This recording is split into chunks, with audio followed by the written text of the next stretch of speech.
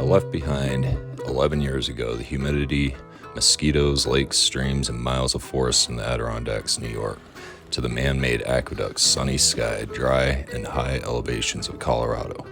At first I noticed that the horizon was bigger, an account that the trees were far and few between. The moon is much larger here, and I assume the sun is closer to us as well.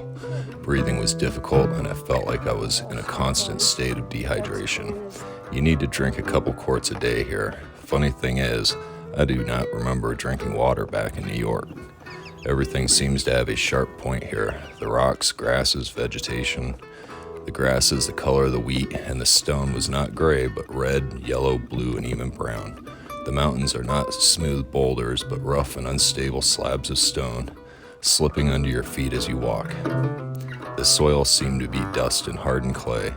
I took many photos over the years and learned to appreciate Colorado even more. It gets hot here, and the sky is blue most of the year. However, it is a blue that pales in comparison to that of a sky near great bodies of water. The winters seem long, but the snow only remains for a moment. The sun never is really far away in Colorado. Hey there, Canadian Conquistador again.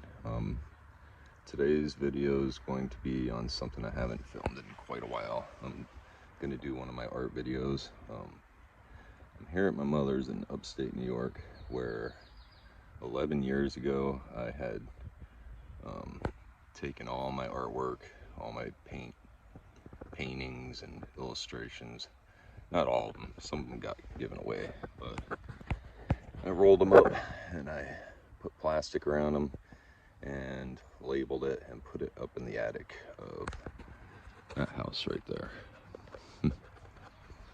So they've been up there for almost 12 years now. I don't know if the raccoons and rats and whatever could have gotten up there and maybe possibly shredded it. So today I'm going to excavate those paintings and bring them down out of the attic and see what condition they're in. And if they're in good condition, I'm going to take better pictures of them than I did 12 years ago. I wasn't quite happy with those photos, but we're hoping that these paintings are intact, and we'll see what's up there. We'll see inside. If you like this video, subscribe and like it. I should also mention before we go inside that this is my life works of oil paintings and some acrylics and maybe some tempera. Not really sure. There's gonna be some paintings I actually forgot that I've done. It's not my complete life work of art itself. I've been drawing since I was like 4 years old, but my daughter was given the responsibility to take care of all my pen and ink drawings. That's a whole nother story. So one day I get over there and I'll take some pictures of those too. All right, let's go. Going in. I haven't been up here in 12 years. Oh man, I hate attics. Yeah, let's do a Christmas. Oh.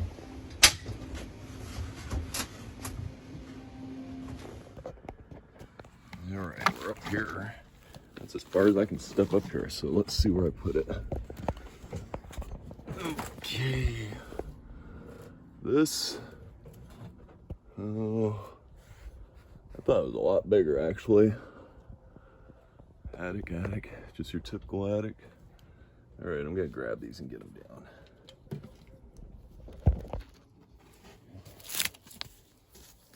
That's one.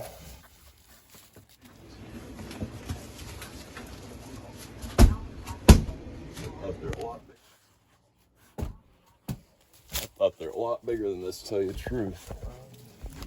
From what I remembered. I don't see any chew holes yet so far. Knock on wood.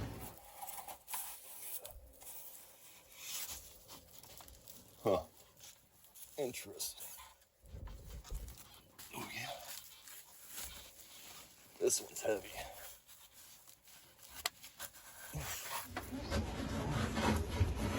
That one's the big one.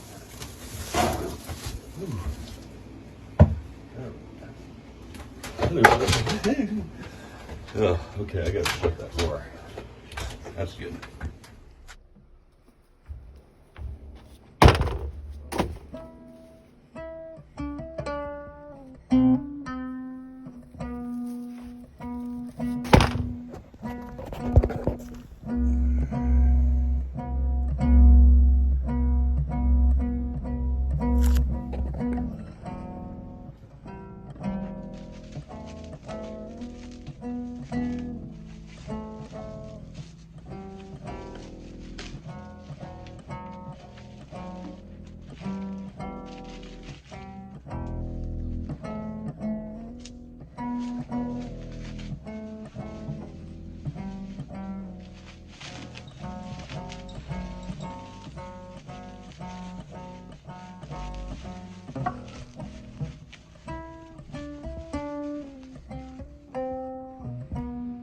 Alright, so I'm going to start from the smallest paintings to the biggest ones, I guess.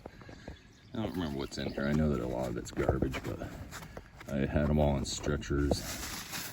And let's see.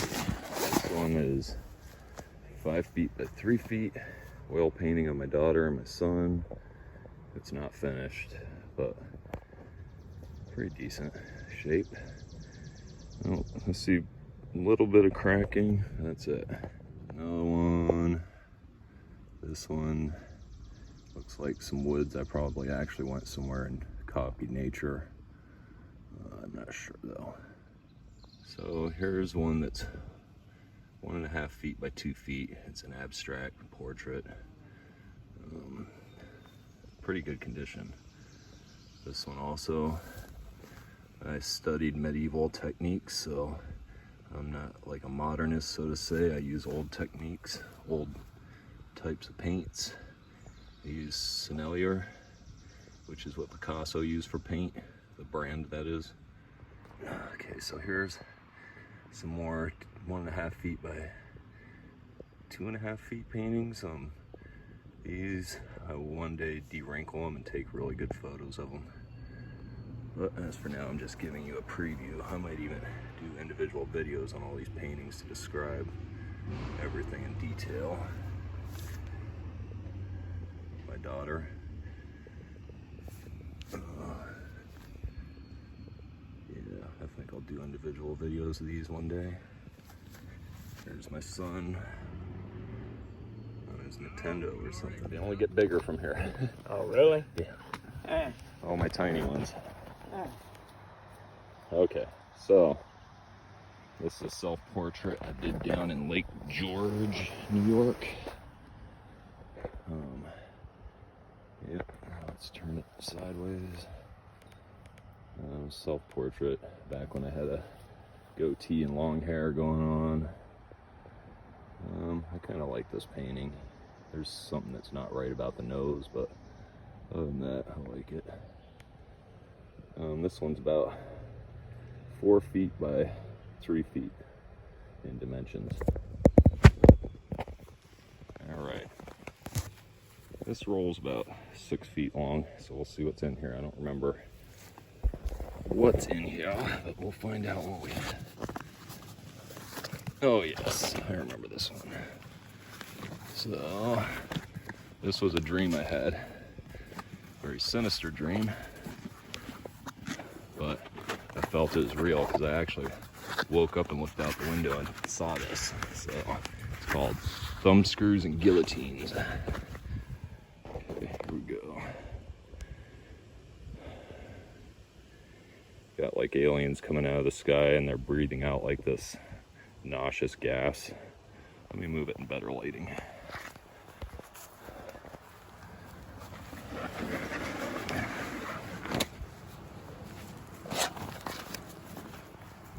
All right, there we go. And there's like a train on the left corner. You can see a thumb screw.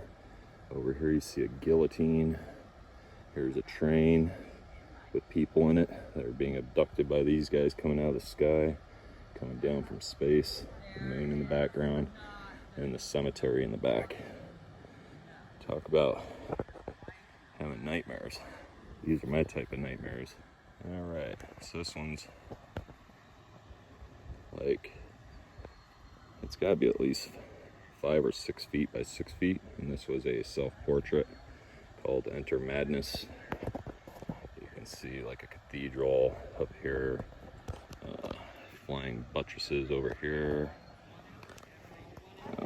Obviously that's my face. I'm crying, a waterfall, and then there's me down there. It's a portrait also. There's ones and zeros for like programming coming out of the background. There's birds pecking at my brain. There's a city coming out. Some 2 towers. I think this one's kind of interesting, but it's a big painting for sure. All right, so let's get to the biggest roll. Oh, this one's not finished? Nah, this one's not finished. It probably will never get finished. No. Okay, we're gonna have to roll it and then flip it back the other way, I guess.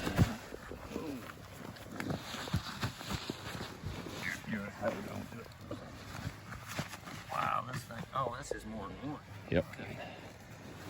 Just gotta flip this over. This is my unfinished Mayan painting.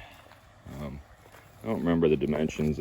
I got size 14 feet, so 1, 2, 4, 5, 6, 7, probably 7 feet.